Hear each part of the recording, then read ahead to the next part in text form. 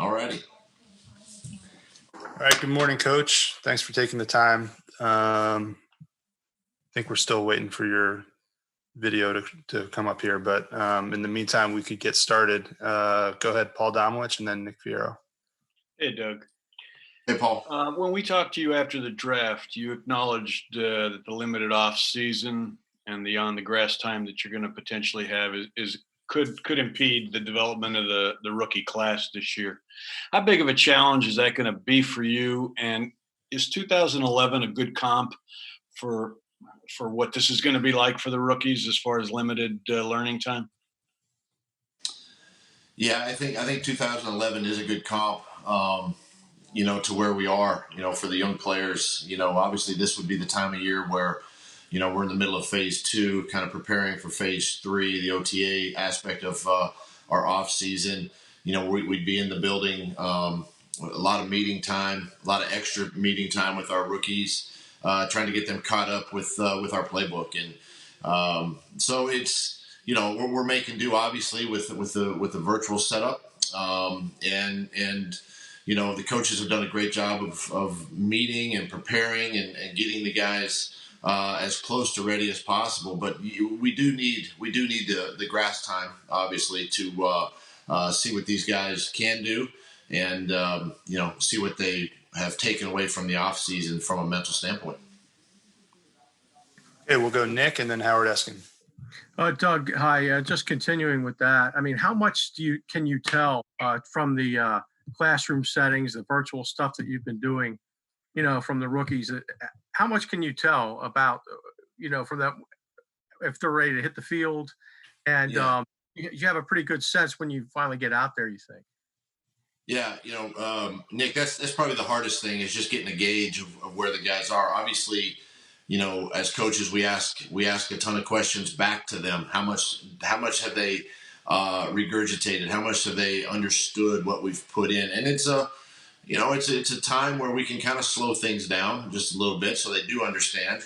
And yet it's probably the one thing that if we don't ask enough questions, it's hard to get a gauge.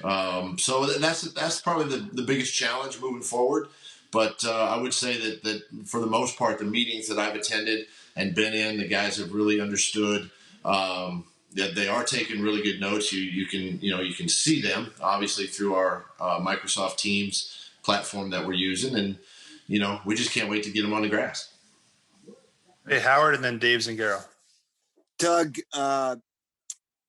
when you look at beyond the rookies, what is it? How much time? Two-part question here. How much time is going to take for you to be ready to start a football season, grass time? And then the second part, I heard the president of West Virginia talking about college football starting about the same time. And he feels it's going to be reality that somebody's going to get sick, but they should continue to go on. Your feelings on getting ready and what happens if somebody gets sick, and especially if it's your quarterback? Yeah, to answer the first part of your question, I do think because we've missed the entire offseason, it's going to take all of the 6 week, 5 to 6 weeks that we have of training camp to be prepared for a regular season. I think that you have to, that's part of training camp is conditioning the mind, conditioning the body for the physical aspect of the game. In the spring and summer, it's about the mental side, and then just your physical conditioning from workouts and running and things of that nature. So I do think that a full training camp, moving forward would it prepare you? Because I do think you can get enough contact in. I think you can get enough padded practices in, and you'd have to maximize those. But at the same time, you'd have to be smart, to get your guys ready and prepared, for that opening weekend.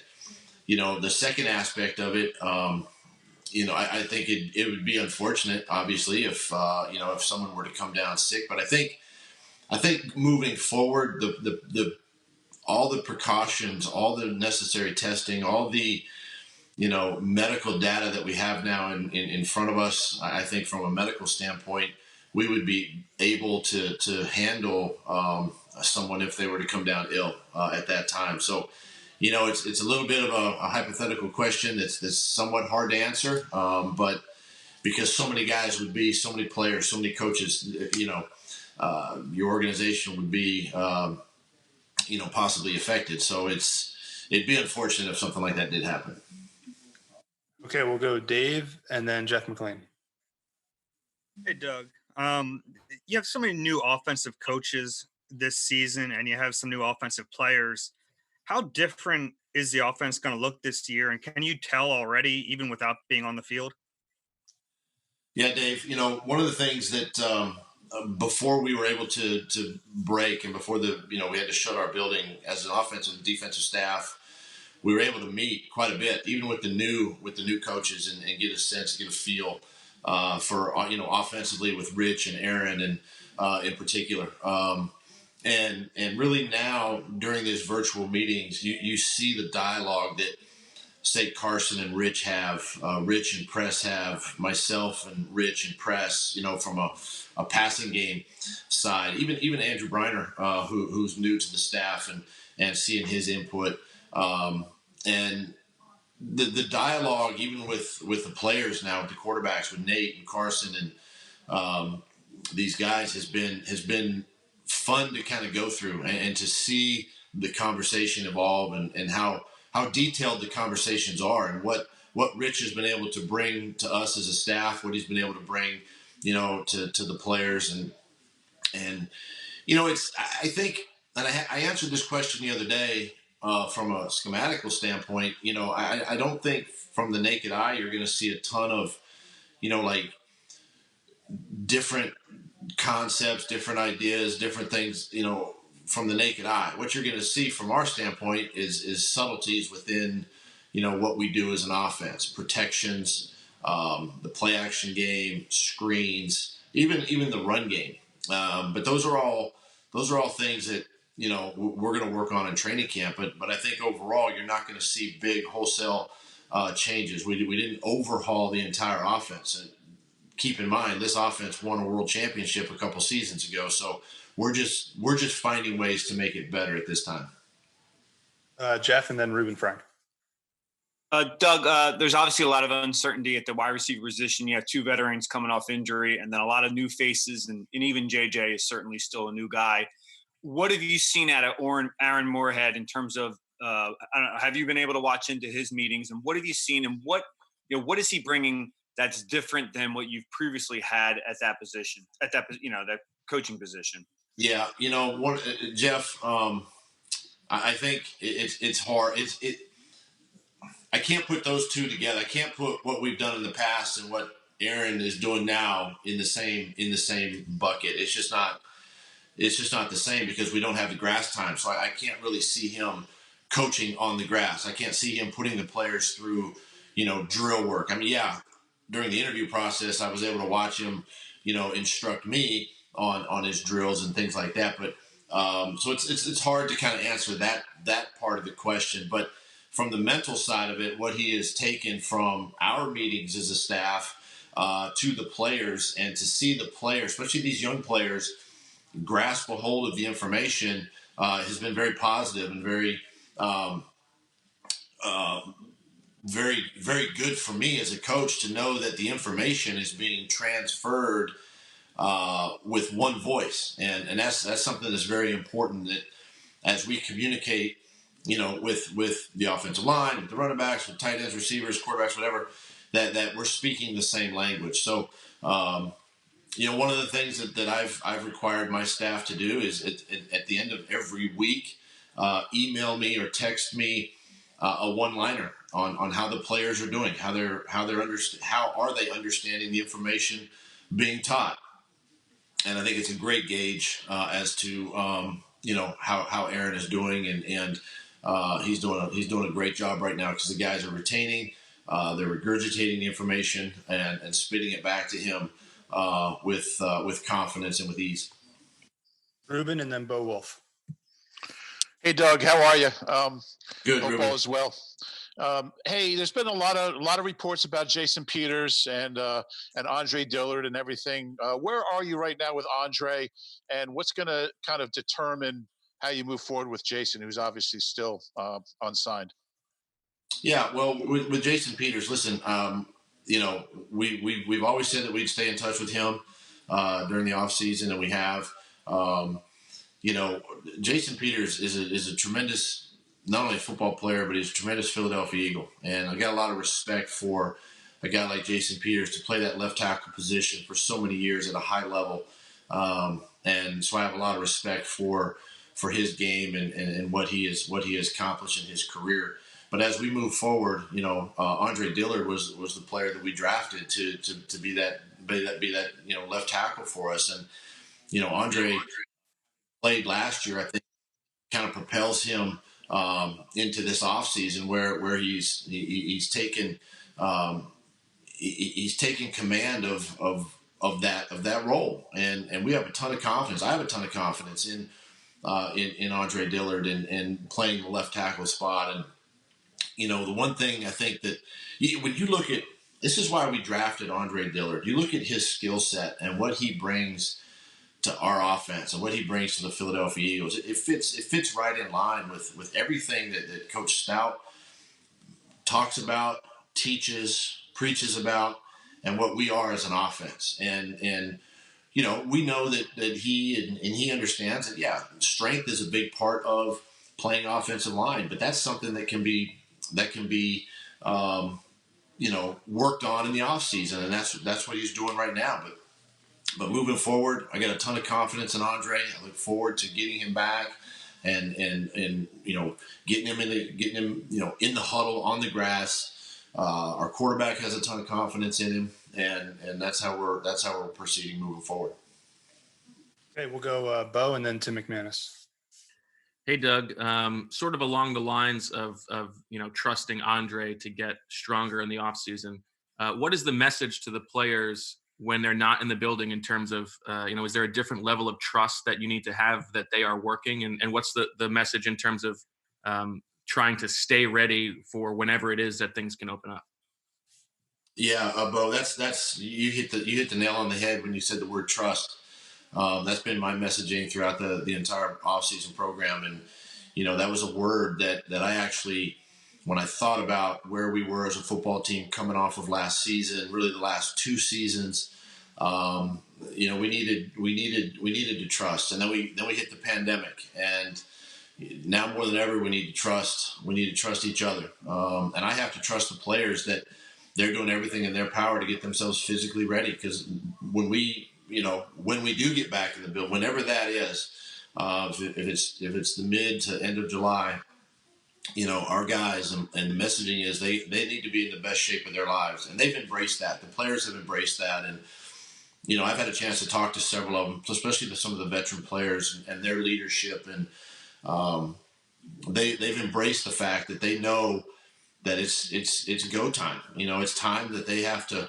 They have to trust each other. They got to trust their off-season program.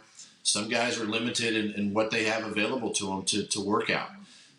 Some guys have home gyms, some guys don't. But whatever they have available, they need to do and get themselves in the best shape possible. So, you mentioned trust. That's what we're at. That's what we're doing right now, is trusting each other. That through this process, we'll be I'm not saying we're going to be a well-oiled machine, in July, but the guys should be in pretty good shape when we do get a chance to have them back in the building.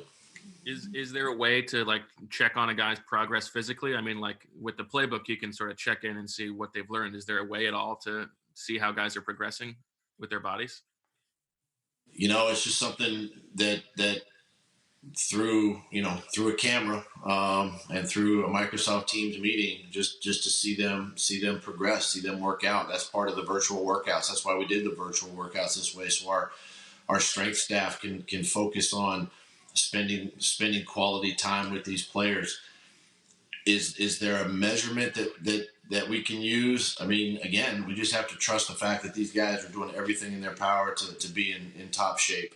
We can't fly to them. We can't go see them work out, whatever. We can't do any of that. And so we're just asking that they take this serious. This is their job, and we've got to trust that as coaches. Tim and then Zach. Hey, what are some of the protocols being discussed for when things are open back up in terms of testing, spacing, way of keeping guys safe? I mean, what's that going to look like from what you've been told so far?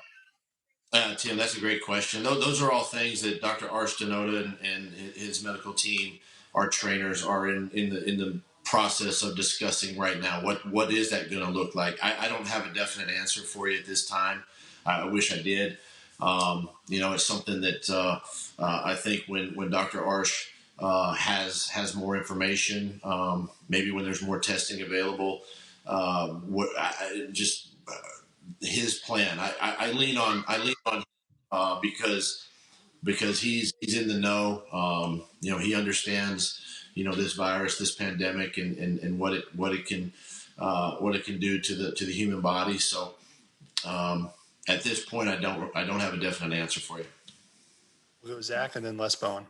Hey Doug, as much as you can share, what has the logistics of the offseason been like in terms of the schedule of the players, the schedule for you, and the schedule with the coaching staff? Yeah, Zach, good question. Get this quite a bit with where we are. We started the off-season program back April 27th, and we started with virtual workouts with our veteran players. And again, understand it's a voluntary off-season program, but we had just about on the first phone call message, we had everybody involved, and we've continued to have everybody involved, and that's exciting because guys are taking this thing serious. And then we've only had a week with our rookies. We began last Monday, May 11th, with our rookie program, and so now we're basically into our second full week of the entire football team, and it basically boils down to virtual workouts and virtual meetings. We're still in a phase where we're going to continue with our virtual workouts, and then our coaches alongside of that work with the players with their virtual meetings. Special teams, Coach Phipp is meeting with the veterans. He's also meeting with the rookies. Same with the position coaches. They're meeting with their veteran players, and then they're meeting with their rookies. So that's just the nature of where we are right now and what we're doing, and we're to continue this till the end of the off-season program. Okay, Les, and then John Clark. Hey, Doug. Are you confident that you'll be on the field in late July? And how much does this play into the Dillard situation, for example? You do need to get him on the field to really feel comfortable with him starting at left tackle, right? And if you're delayed, would that make the equation more like, gee, maybe we should talk some more to Jason Peters? Yeah, Les, I think I'm preparing as if we're gonna be back in our building by training camp. Nothing is definite. Nothing is been said, obviously. So I'm preparing that way to be back in the building. Hopefully in mid-July, so we can be on the grass. That's my preparation. That's my mindset right now as I prepare for training camp. And that's one of the things we get these guys back. It's got to be full steam ahead. We got to get not only just Andre but all of our players that are in starting roles. We got to get them caught up to speed, and we've got to test them early. We've got to put them through. I've got to put them. I've got to set up tough practices in training camp. I've got to set up, opportunities for them to be successful, but yet work through maybe some failure early in camp. And that's just part of the learning curve. And even with a guy like Andre, a young player, one of the things that, you go back and he had a chance to play in a few games this past year, and, he played well. Wasn't perfect, but he played well. And that's something that as coaches, we continue to grasp a hold of, and he'll have confidence going into training camp. But I think with any player, if more time is missed, there's going to be probably slight setbacks. You're going to be slower than you would be under normal ideal situations. Got time for two more, so we'll go John Clark and then John McMullen. Hey, Doug. By the way, those Super Bowl trophies nicely strategically placed there in your shot. So with the backup quarterback position, with this uncertain offseason, do you anticipate Nate still being the backup quarterback on game days? And how is Jalen Hurts picking up things? Yeah, John, it's, I having played in this league for so long and seeing, this pandemic and thinking back to, when we came out of the lockout year, I think early on in this season, this becomes a veteran-laden, football season. Football teams are going to have to rely on their veteran players. And Nate is one of those guys for us. He's been on our roster now the last couple of seasons, and he knows exactly what we're doing. And I have a ton of confidence in Nate to become, the backup quarterback. Nothing is ever handed to anybody. And we always try to create, I always try to create competition at every position, and quarterback, as you guys know, is not exempt from that. So, but I fully expect Nate to come in and be aggressive and do the things that he's capable of doing, and become the backup to Carson. And then with Jalen's about right now just learning and picking up our system, and he's another young player that we drafted who, there's a lot to learn from the quarterback position. So, are we going to take it, a little bit slower maybe with him until he grasps the offense? You might have to. So, but there's always what I like about it is always the unknown, and the unknown is how well a guy, I think, can progress. And then once we get them on the grass, put them through the drills, put them through practices, then we see exactly what these guys are all about. But right now Jalen's doing an outstanding job of picking up the offense, spitting it back, to press, and understanding what we're trying to get done. And we go that route with him right now at this time. Okay, go ahead, John McMullen. Hey, Doug, just curious, now that you talked about the virtual process, and this is obviously the first time for it, there have been different approaches. Sean Payton told the guys to show up for training camp, and some people are doing virtual meetings, but not virtual workouts. How did you come up with your process? And now that you've been into it for a couple of weeks, how do you think it's working for you? Yeah, that's a really good question, because, it's something that, I definitely had time to think about the off season, when we had to leave our building, around March 13th, March 14th at that time. And it gave me time to prepare and time to think about how I wanted to handle the off season. And, I just felt like with so many new staff members, even Ted Rath being new to the team, new to the sports performance, department, that I wanted our guys to be exposed as much as I could to him and our strength and conditioning staff. And so, I basically wanted to put our guys in an off-season program. I wanted them to work out. I wanted to do meetings. I just didn't feel, and this is my own belief, that I just didn't want guys to be idle. And I think when you become idle, you get a little bit, it becomes a challenge. And so this way, it gets the guys up, it gets the guys moving, it gets the guys thinking about football. And is it right? I don't know. We still don't know if training camp is going to start on time or not. But at the same time, I do know that at least we're getting some football done, and hopefully we'll be better off for it. Okay, thanks, Coach. Thanks, everybody. Thanks. All right. Thanks, Doug. Appreciate it. Thank you.